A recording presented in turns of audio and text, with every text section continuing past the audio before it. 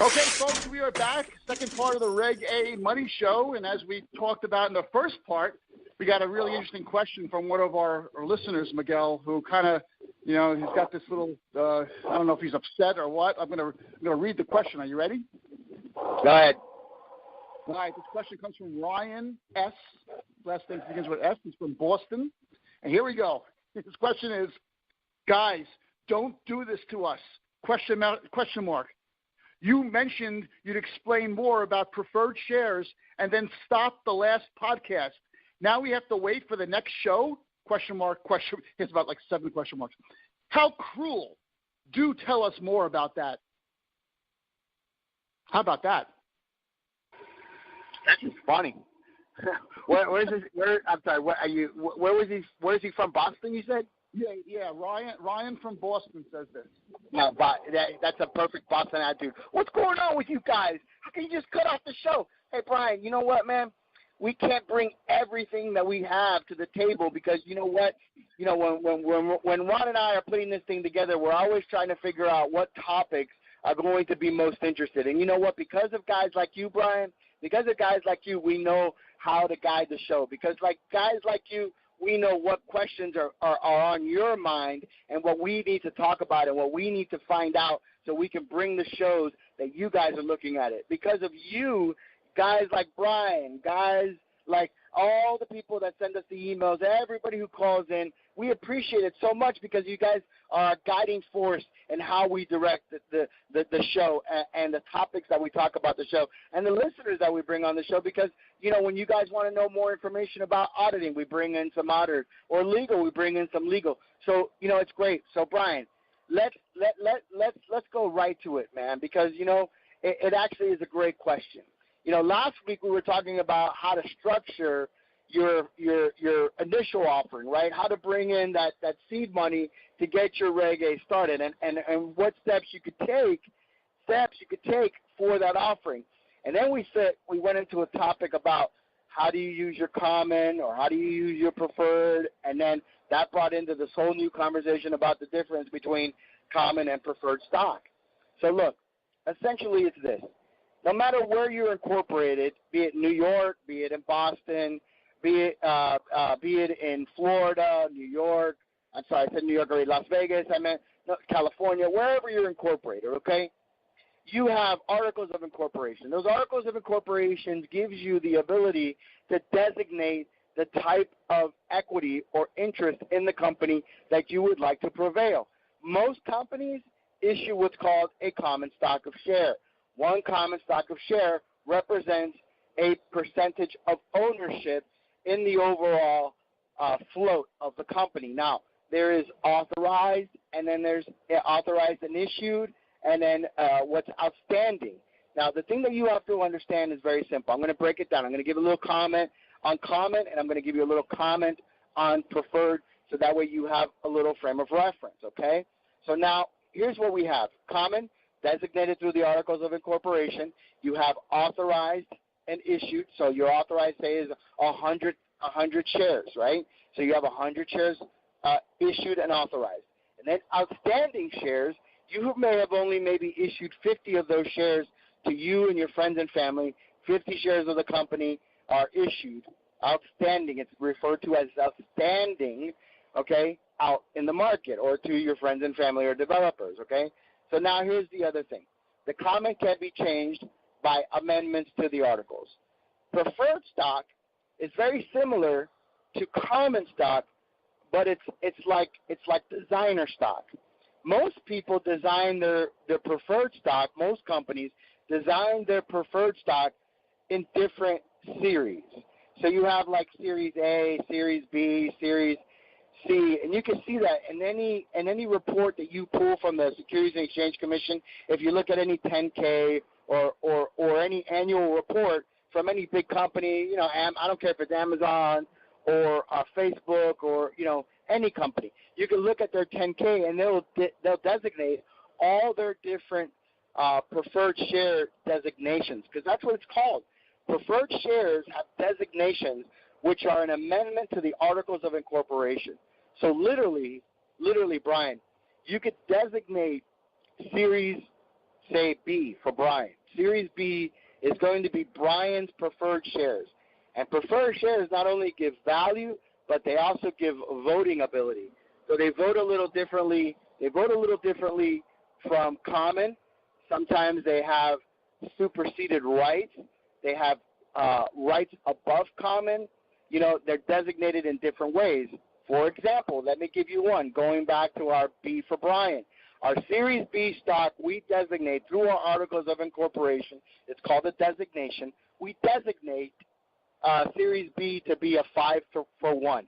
For every one share of Series B, you have 5 votes. So you have 5 votes of common stock. Or you could say, I can trade in, okay, and convert what's called convertible. I can convert my 1 share of preferred B for 5 common shares, okay?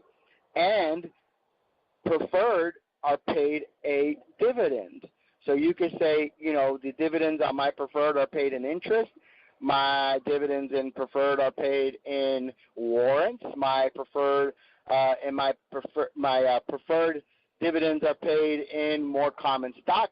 I mean, there's so many different ways that you can customize preferred shares. So preferred shares, if you think about it in the long run, common is very strict. It's just a common share.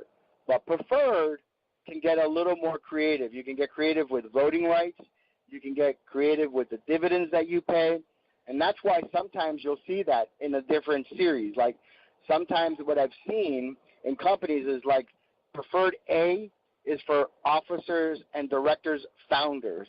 So like the founders will give themselves a preferred A, so that way they have control of the voting. So like let's say you want to sell, you only have 100 million shares that you want to sell. And out of those 100 million shares, you and your officers only have 20 million shares, right? And those 20 million shares, if you want to vote, you guys, if you sold all your shares, you would have 80 million shares voting against 20 million. So technically, the 80 million could outvote the 20 million. Now I'm going to flip it on you. Now, if you did, say, a preferred, and for each common share that you had, you would get 1 share of preferred that had 5 times voting, right? You guys would then have 100 million shares of voting power. So that way you would have 120 million votes against 80. Now you're talking about that you would have still 160, I would say, to have the majority. That way you still have a majority. You can see an example of this if you look at Facebook. Mark did a Series C to himself that gave him 65% of the voting. So he gave away all his stock. He takes a dollar for salary, and he gave all his stock away to his daughter. Okay, and then the way that he kept control of the company is because he issued himself a Series C that everybody approved, of course. So that way he would continue to lead the company. You don't want Mark not running Facebook, right? So he has control of the company that way and being able to control. And then you can also have a voting. That's the voting preferred. And then you can have a voting preferred that pays a dividend. So like let's say you wanted to finance a little bit of debt. So you say, okay, I'm going to finance $100,000 and I'm going to sell 1 share of preferred. And later down the road, you guys can convert that share for 3 common stock. So a guy buys in. So technically, he's like really buying 1 share at $1 of preferred, and he's buying commons for like 33 cents. So that's a nice way of being able to bring in some investors on a preferred and not having to sell a lot of your common stock. Eventually, you're going to have to convert that common stock, but that's down the road. And then you can always issue more common to cover the preferred, so that way you're well balanced. Brian, it's a great question. We could talk about designations and designations of preferred and the different preferred. I mean, I've seen everything from A all the way to Z for designation with senior liquidation rights, junior liquidation rights. There are all kinds of different strategies, which I definitely always refer to your counsel. This is not considered to be legal advice. I want to make sure that you understand, Brian. what Ron and I are doing here on the Reggae Money Show is that we're proposing information in an entertainment fashion for entertainment purposes only. We're not giving legal advice. We're not telling you how to run your company. We're not telling you how to sell your stock. We're not telling you how to make offerings. What we're trying to do is present enough information so you have some knowledge, some working knowledge, so that way you can talk to your counsel, your SEC counsel, in regards to the different types of designations of shares that you can do, not only in common, but also in preferred stock. Brian, thank you so much for listening to our show. We certainly do appreciate it very much. Keep listening. Any questions that you have, feel free to submit them and bring them on. We really do appreciate it. Ron, what do you think about that? Well, I'll tell you, I don't know what impresses me more, Miguel, the quality of your answer or the fact that you're on a first-name basis with the founder of Facebook.